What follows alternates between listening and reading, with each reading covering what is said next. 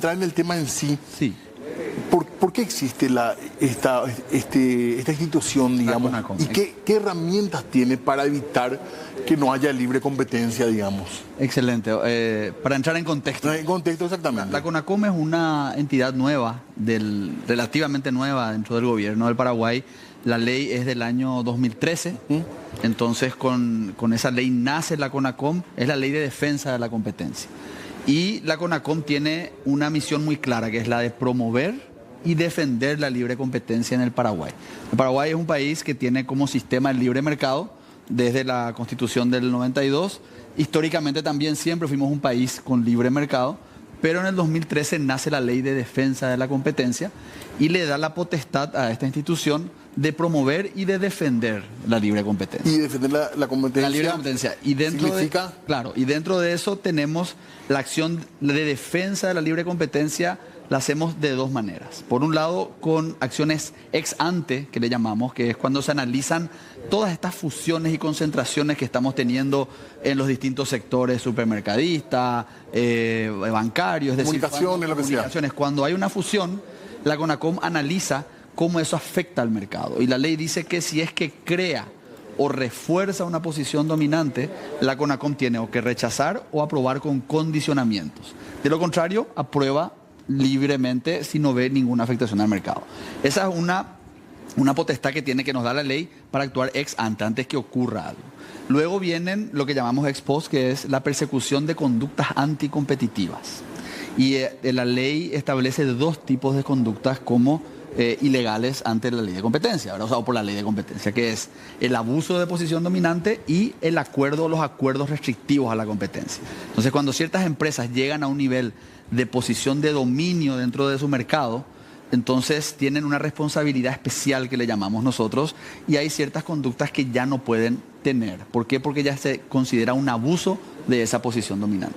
Y por el lado de acuerdos restrictivos, o colusión, o cárteles, como también se le conoce, es cuando nos repartimos el mercado, por ejemplo.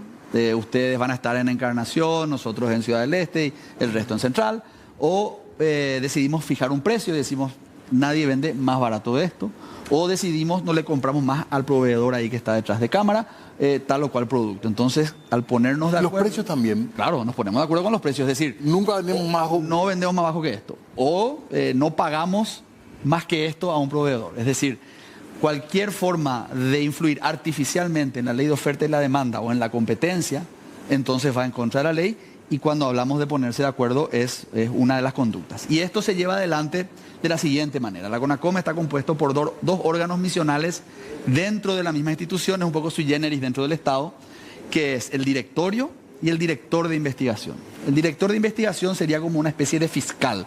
Dentro de en otros países hay entidades separadas, hay una fiscalía económica y hay un tribunal de libre competencia. Entonces, dentro de la CONACOM, y hay otras donde conviven dentro, existe el director de investigación, que es como este fiscal económico, y el directorio, que se transforma en un tribunal cuando existe un caso, es decir, cuando hay una investigación, una acusación, el directorio es el que resuelve. O un análisis de concentraciones, también investiga la dirección de investigación, hace el análisis previo, eleva un informe y ahí resuelve la CONACOM.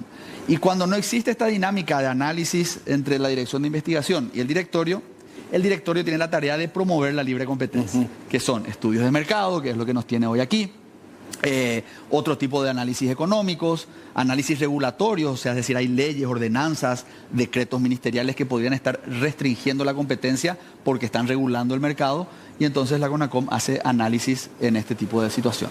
Y en ese marco, ¿por qué entró lo de la carne? ¿Cómo se da esto, presidente? Bueno, el tema de la carne es un tema muy sensible para todo el Paraguay desde hace años. Es decir, es un producto sumamente sensible para el día a día de todos nosotros. Y ya hace un par de años hubo una operación de concentración que fue notificada a la CONACOM, donde Frigomer, un frigorífico, quería concentrarse con otros en Frigo Norte, y la CONACOM rechazó esa operación de concentración. Traigo esa colación porque hoy tuvimos una muy buena noticia desde la CONACOM, porque esto se dio hace un par de años, y la resolución de la CONACOM fue recurrida ante el Tribunal de Cuentas. Y hoy la CONACOM nos enteramos, ¿verdad? Tomamos conocimiento que salió la sentencia del Tribunal de Cuentas ratificando la decisión de la CONACOM. Es decir, todas las decisiones de la CONACOM las resoluciones son resoluciones administrativas, que por supuesto el administrado puede recurrir ante el Tribunal de Cuentas. Entonces, es muy importante para la CONACOM cuando las resoluciones que nosotros consideramos son sumamente técnicas, nuestras resoluciones van desde 150 a 200 páginas, estas son validadas y reafirmadas por el Tribunal de Cuentas, que es el primer Poder Judicial, además. Poder Judicial. Entonces, hoy con la noticia que tenemos, realmente se confirma que la decisión que tomó la CONACOM en su momento de rechazar esa operación de concentración en el sector cárnico, hoy al ser ratificado por el Tribunal de Cuentas nos dice que hicimos lo correcto, ¿verdad? O sea, valida ese trabajo de la CONACOM, y para nosotros, viendo todo lo que vimos en este informe, viendo todo lo que está sucediendo y lo que vamos a hablar hoy, decíamos qué hubiera ocurrido si la CONACOM autorizaba esa operación en aquel momento, tal vez el mercado hubiera estado aún más concentrado. Entonces, te cuento esto porque creo que conecta con lo que estamos haciendo hoy.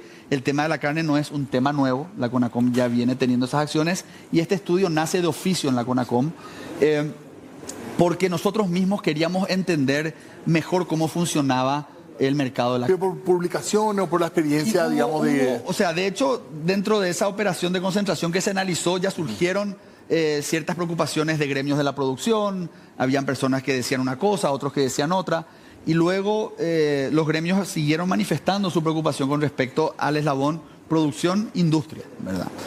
A esa relación entre la producción y la industria, y manifestaban su preocupación ante la CONACOM y públicamente, ¿verdad?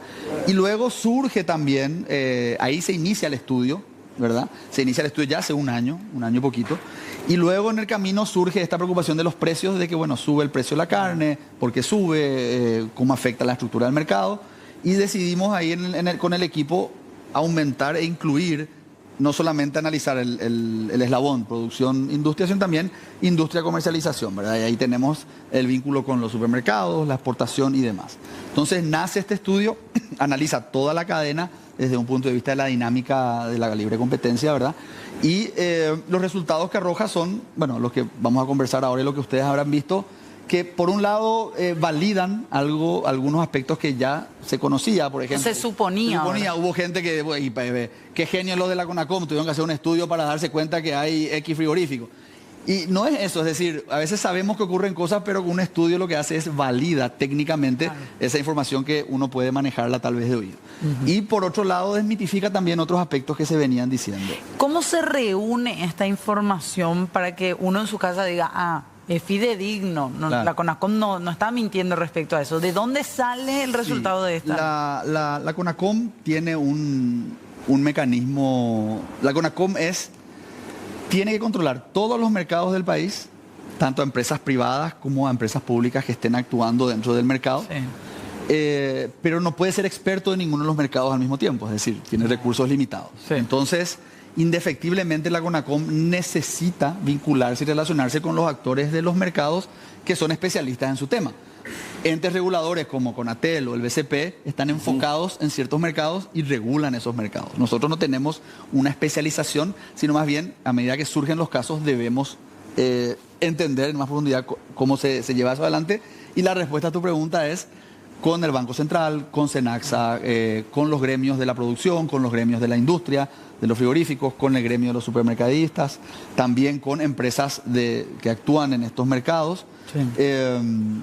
Hemos tenido reuniones, hemos enviado notas, hemos solicitado información y hemos intentado validar de la mejor manera posible con todos los actores la información que tenemos. Estos los productores estaban más o menos en esta línea de denuncia, ¿verdad?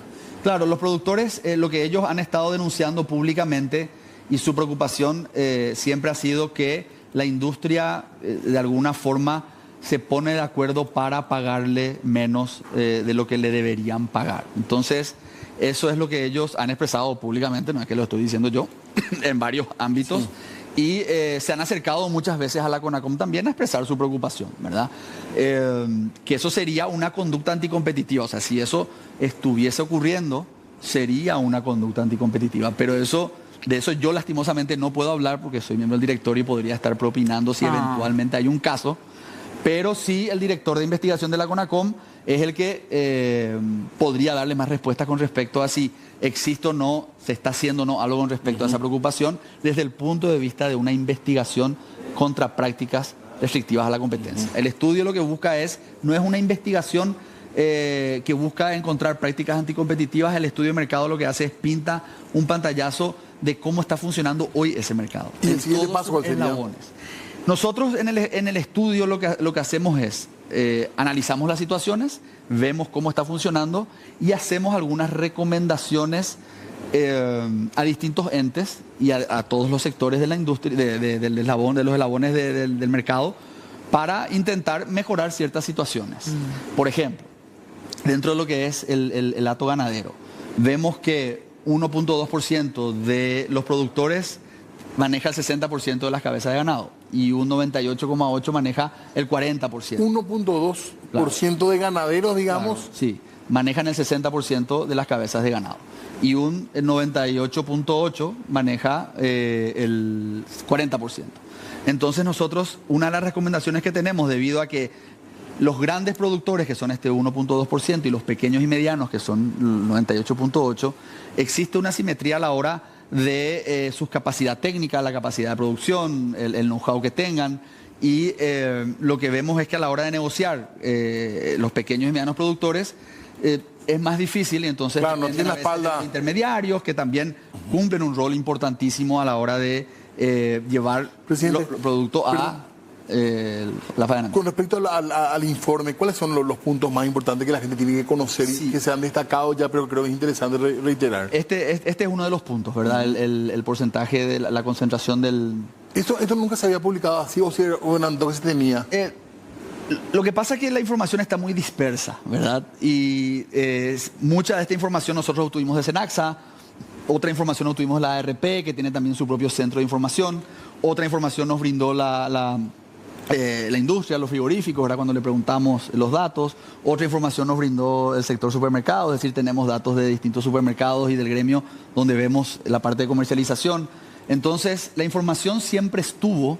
Lo que entendemos nosotros es que un análisis desde el punto de vista de la dinámica competitiva es el que no se había realizado todavía, si bien en su momento, en esta concentración que te hablo de hace un par de años, se hablaron de muchos de estos temas, ¿verdad? Pero nunca se plasmaron en un informe o en un estudio de mercado desde el punto de vista de la dinámica competitiva. Continuando con los datos interesantes, importantes que encontramos, entonces por el lado del eslabón es el lado de la producción, ¿verdad? Por el lado de la industria vemos que un 70% del mercado está concentrado en 3 frigoríficos, de los cuales 2 de ellos son los más importantes, ¿verdad? Frigomer y Concepción, que entre ellos llegan más o menos al 60%, y luego tenemos uno de los frigoríficos del Chaco con un 9, algo por ciento, donde ahí suman un 70% entre los 3 frigoríficos. 70% solo 3 frigoríficos. Solo 3 frigoríficos, donde hay 2 que tienen un porcentaje mayor, uno un porcentaje menor, pero demuestra que de igual manera, o sea, son pocos los grupos empresariales que se dedican a la industria frigorífica, entonces de por sí ya está concentrado el mercado. O sea, ahí es donde entra lo que mencionaba fuera de cámara, el tema del oligopolio, el oligopsonio, que son estructuras de mercado. Y ahí quisiera aprovechar y hacer una aclaración que creo es importante hacerla, y lo dicen otros medios. La estructura del mercado en sí no está penado por la ley de competencia. Es decir, que sea un oligopolio, que sea un oligopsonio, que acá se esté plasmando de que hay un oligopolio y un oligopsonio, dependiendo de dónde estamos mirando el punto de vista de la cadena, eso no quiere decir que está violando la ley. ¿Verdad? Ahora, no está mal. No está mal, claro, o sea, no está mal desde el punto de vista de una competitiva, ¿verdad? Pero sí, para la competencia, siempre que hay pocos jugadores, es algo que, como defensores de la libre competencia, siempre es bueno que existan muchos jugadores. Hay veces que no se puede tener porque hay una limitación de recursos. Por ejemplo, las telefónicas tienen que licitar el espectro y no hay espectro para todos, y pueden haber 4, 5, no sé, tal vez 6 máximo, pero hasta ahí llegan porque es una... Pero frigorífico hay como 12 en el país, ¿verdad? Sí, hoy tenemos, y acá tengo, te puedo mostrar aquí también para que veas, y no soy solo yo con el copiatín. Hoy tenemos 7 grupos, cada uno, algunos que tienen más de una fábrica, ¿verdad? Más de un frigorífico, pero son 7 los que están jugando en el mercado, ¿verdad? Y lo que vimos, otro dato interesante, es que cuando ingresa un jugador nuevo hace 2 años, empieza con un 1 punto de... ¿Cuánto dice ahí? 1.9. 9%. Voy a quitar mi lente que me critican algunos. Yo al revés. A mí me encanta. Bueno, empezó con un 1.9 y hoy en el 2025 ya tiene 7.3. Entonces, el ingreso de un jugador nuevo al mercado dinamiza el mercado, ¿verdad? Claro. Y el hecho de que los mercados estén concentrados, dice la teoría de defensa de la competencia a nivel internacional, a veces podría facilitar ciertas conductas anticompetitivas. No quiere decir que las haya, o sea, el estudio no es que está diciendo hay tal o cual conducta. Nosotros no podemos luego como directorio decir eso o expresarnos de esa manera, pero sí demuestra cómo está funcionando hoy y cuáles son las estructuras Ahora, que sí existen. A veces se confunde un poco, ¿verdad? Yo entiendo que esto al final, el objetivo final es que el consumidor encuentre buenos precios. Correcto. Pero ustedes no son defensa del consumidor. ¿Cómo llegamos ahí? Es la pregunta, Claro, ¿verdad? ¿cómo llegamos a que...? Me dijeron Claro. muy prudentemente en una entrevista, me quería decir, pues, ¿qué es lo que hacen entonces ustedes? No me dijo, pero al final, Pero claro, porque decímele. hoy la costilla está a 50.000 el kilo y la gente, nosotros queremos conseguir un mejor precio, ¿verdad? Esto debería ser tendiente a eso, Exacto. ¿verdad? Lo que nosotros con las recomendaciones que estamos viendo, o sea, nosotros vemos que un altísimo porcentaje de lo que se produce en Paraguay se va al extranjero. ¿Verdad? Ese dato tampoco se había hablado, ¿verdad? Los datos que nosotros estamos manejando son al año cerrado del 2024, ¿verdad? Okay. Y vemos, bueno, de que hay un 10% que se faena localmente, un 90% que se faena para exportación. Entonces, este tipo de tendencias son hasta naturales porque hoy el precio de mercado afuera está más alto. Entonces, el frigorífico no tendría por qué estar vendiendo a menor precio aquí si puede venderlo a mayor precio afuera. También es parte del libre mercado. O sea, somos un país que defiende el sistema de libre mercado, entonces mal podríamos nosotros decirle no exporten o exporten menos. No podemos pedirle patria. Y podemos pedirle, pero el mercado es muy sabio, ¿verdad? El mercado, siempre existe el libre mercado, es muy sabio y los capitales son sabios también, ¿verdad? Entonces, es muy delicado ir por ese camino. Es un camino. Tenemos vecinos que en su momento lo hicieron y, bueno, ya sabemos cómo le fue cuando quisieron intervenir de alguna manera en el sector productivo y en otros.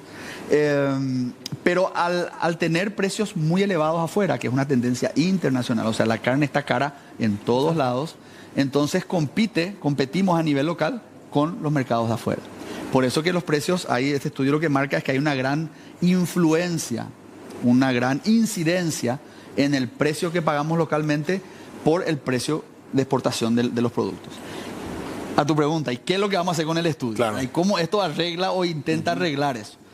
Entonces, una de las recomendaciones que hacemos, y voy a terminar la anterior porque no pude terminar, en el área de la producción lo que decíamos es potenciemos a esos pequeños y medianos productores, ese 40%, démosle tecnología, démosle know-how, asistámosles para que puedan ser más eficientes y entonces puedan competir mejor, ¿verdad? Eso es en el eslabón de la producción. En el eslabón de la comercialización lo que decimos es, tratemos de apuntalar, de fortalecer los mataderos locales o regionales, en los municipales o en las gobernaciones, para que también atiendan de mejor manera a estos pequeños y medianos productores, ¿verdad? Y de esa forma va a haber más oferta a nivel local, porque en la medida que haya más oferta a nivel local, ahí se va a dar la libre competencia en ese sentido y al haber más oferta deberían bajar los precios. Y finalmente otra recomendación que hacemos en ese punto, y sé que me querés robar la palabra, es fomentar también la importación, es decir, tomar medidas desde el Ministerio de Industria, de Senaxa, que puedan facilitar la importación de carne de vecinos cuando así el precio lo amerite. Hoy se está dando la importación de carne, no es importante todavía la cantidad y están importando grandes jugadores, ¿verdad? Del Brasil. Grandes agentes económicos. Estuvimos hablando con algunos de ellos y nos decían, sí, pero tenés que importar, tiene que estar refrigerado, después vos acá tenés que meter en un lugar también refrigerado, un depósito, un frigorífico, y eso tiene sus costos, al final termina siendo medio igual. Ahora, si vemos la manera de facilitar esa importación y de que los mecanismos sean más prácticos y otros agentes puedan importar, creemos que cuando se den las circunstancias del mercado, que tal vez sea más barato afuera, entonces sí, eso más, que se faene más localmente, va a haber una mayor oferta en el mercado y entendemos que debería bajar el precio. Ahora, si existiesen algunas situaciones de fijación artificial de precios o alguna de estas conductas que estábamos hablando, entonces ahí sí la CONACOM debería intervenir a través de su dirección de investigación, ¿verdad? Pero eso es algo de nuevo que les diría que inviten cuando puedan al doctor Ricardo Gavilán, que es el director de investigación, quien les pueda hablar más de eso. Pero nosotros buscamos a través del estudio, como decía, pintar eso, hacer estas recomendaciones y creemos que eso puede ayudar. Hoy le mencionaba a un medio colega de ustedes, le decía, Y no hay una bala de plata, o sea, no es que una sola acción por sí misma va a mejorar tal vez el precio que estamos pagando hoy cuando queremos comer el asado en fin de año, ¿verdad? Pero sí la sumatoria de todas estas acciones, hacer más eficiente a la producción, intentar de que existan otros medios para generar oferta a nivel local y creemos que con ese aumento de oferta deberían bajar los precios. También recomendamos que se siga abriendo mercados a nivel internacional, o sea, es decir, exportar no está mal. ¿Por qué? Porque es gracias a esa exportación, gracias a ese trabajo de la industria, de que hoy el mercado de la carne de Paraguay es el mercado que es decir, los productores se benefician, el país se beneficia, entonces este no es un estudio de mercado que busca sesgar para un lado o para otro, simplemente busca pintar cómo funciona el mercado.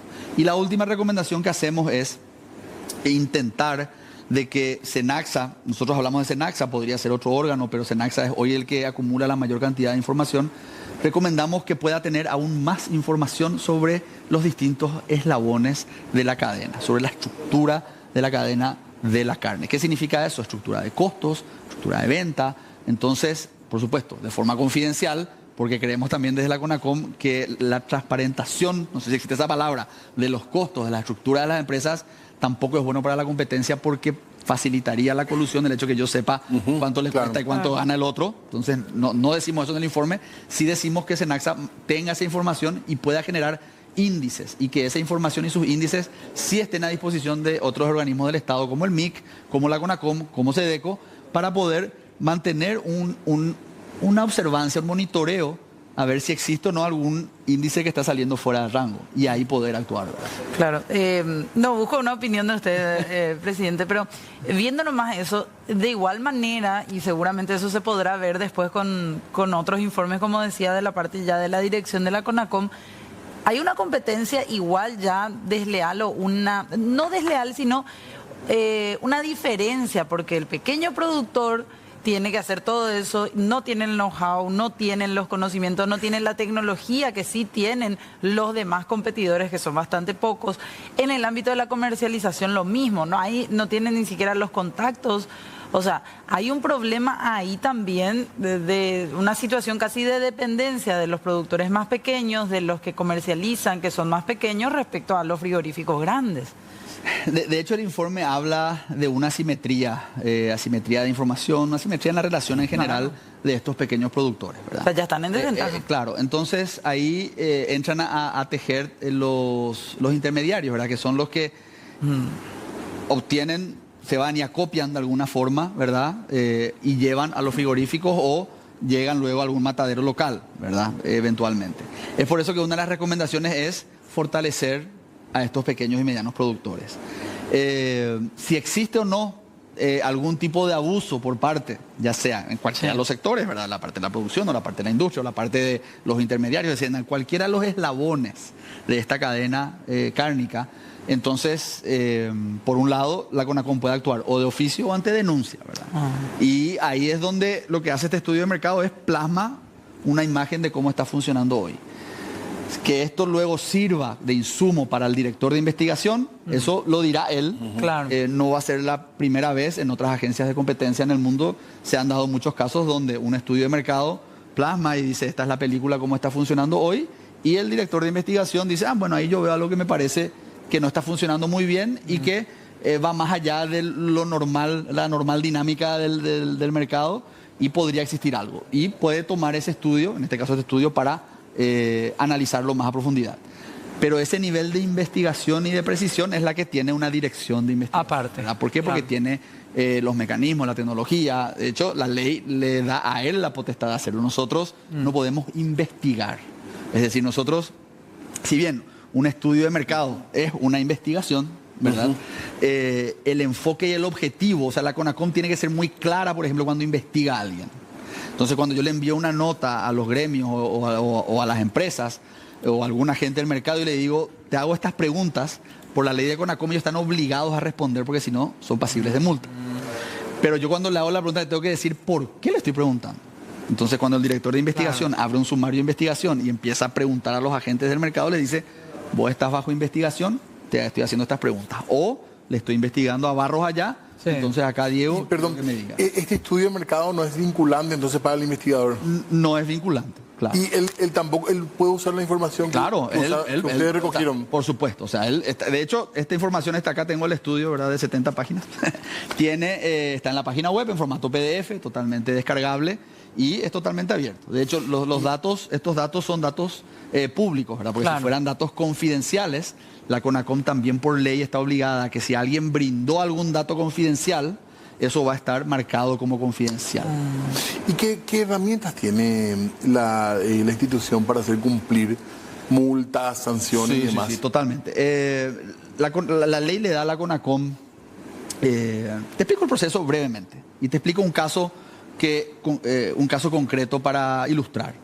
En el 2023, la CONACOM le sanciona a la empresa Bancar por abuso de posición dominante. ¿Y cómo se dio ese proceso?